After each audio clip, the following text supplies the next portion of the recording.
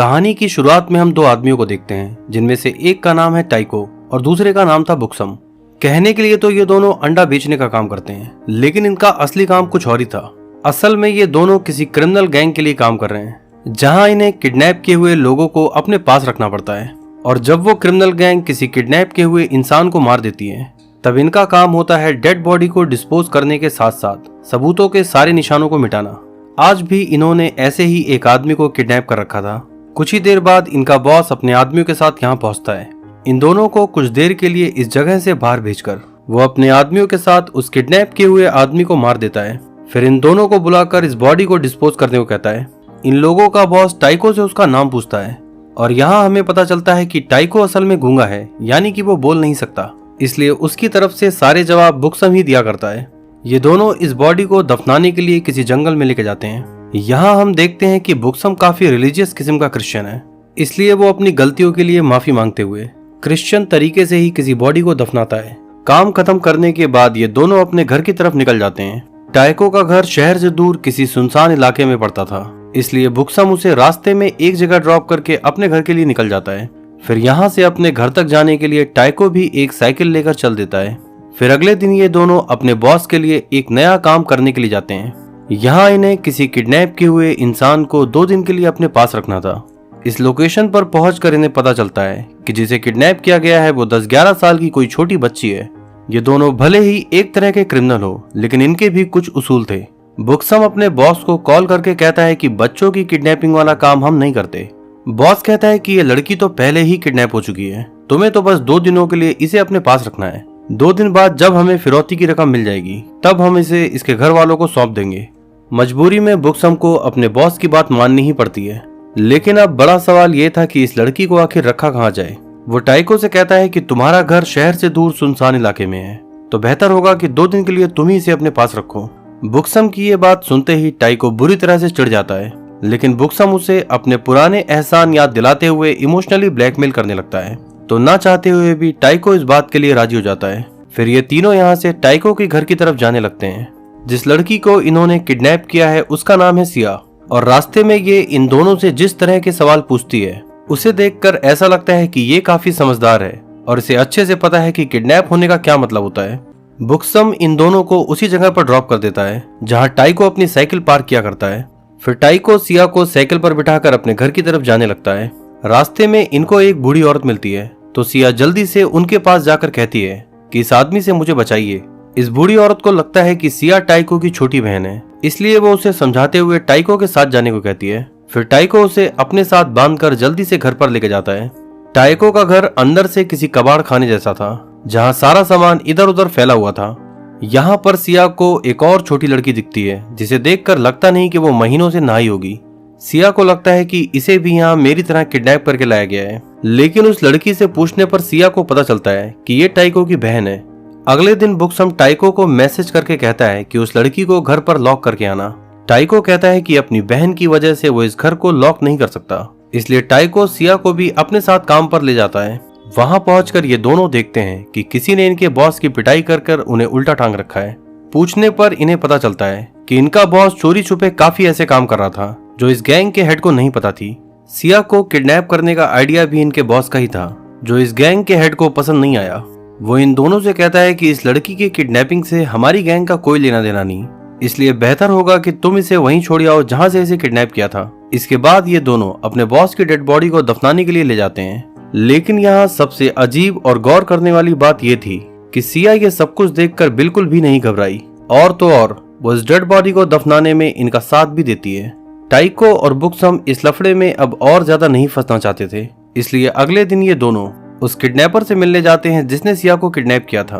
बुक्सम उससे कहता है कि हमारा बॉस तो अब जिंदा नहीं रहा, तो मैं चाहता हूँ कि तुम उस लड़की को अपने पास रख के हमें हमारे हिस्से के पैसे दे दो। लेकिन ये आदमी तो उल्टा इन दोनों से ही पैसे मांगने लगता है। वो कहता है कि मैंने उस लड़की की किडनैपिंग तुम्हारे बॉस के कहने पर ही की थी, इसलिए मुझे मेरे पैसे देने की जिम्मेदारी अब तुम दोनों की है। इन दोनों को यहाँ ये भी पता चलता है कि ये आदमी तो ह्यूमन ट्रैफिकिंग के बिजनेस में भी इन्वॉल्व है, यानी कि अगर इन दोनों ने सिया को इस आदमी के हवाले किया तो ये जरूर उसे बेच देगा। और आखिर में ये सब मिलकर फैसला करते हैं कि लड़की के फादर को लेटर लिखकर उनसे फिरौती की रकम मांगी जाएगी और बाद में उन्हीं पैसों को ये सब आपस में बांट लेंगे। फिर रात में टाइको सिया से उसके फादर के लिए एक लेटर लिखवाता है। इसमें लिखा था कि यहाँ मुझे बहुत ज्यादा टॉर्चर किया जा रहा है, तो जितनी जल्दी हो सके पैसे देकर मुझे यहाँ से ले जाओ।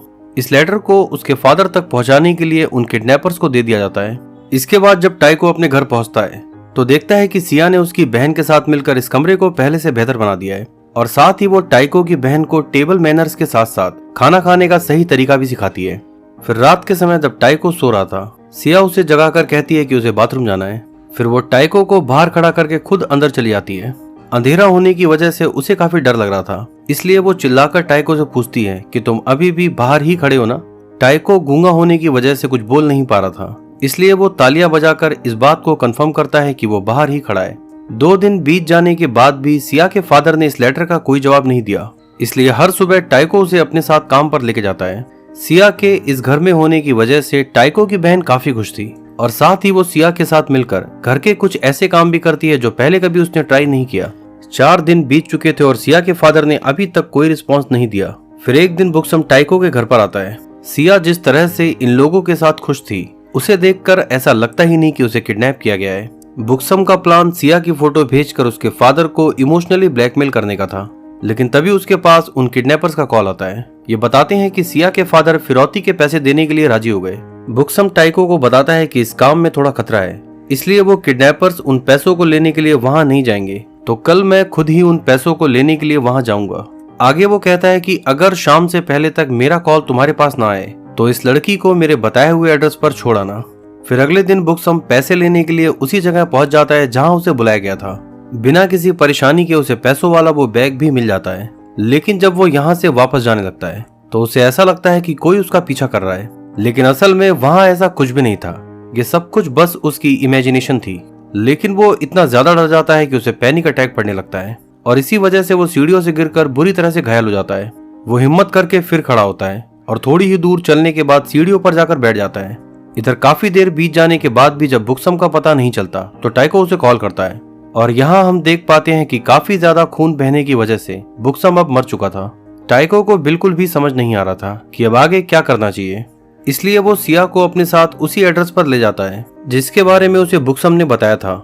दिखाने के लिए तो ये लोग पोल्ट्री फार्म चलाते हैं, लेकिन इनका असली काम था छोटे बच्चों को किडनैप करके विदेशों में उनकी तस्करी करवाना। टाइको नहीं चाहता था कि वो सिया को इन लोगों के पास छोड़े, लेकिन अब वो इस लफड़े में और ज्यादा नहीं पड़ना चाहता, इसलिए सिया को इनके हवाले करके यहाँ से जाने लगता है।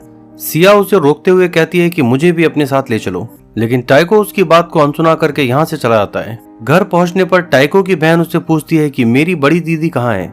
टाइको को इस बात का एहसास होता है कि बुक्सम की बात मानकर उससे बहुत बड़ी गलती हो गई, इसलिए वो अपनी गलती सुधारने के लिए साइकिल लेकर तुरंत यहाँ से निकल पड़ता है।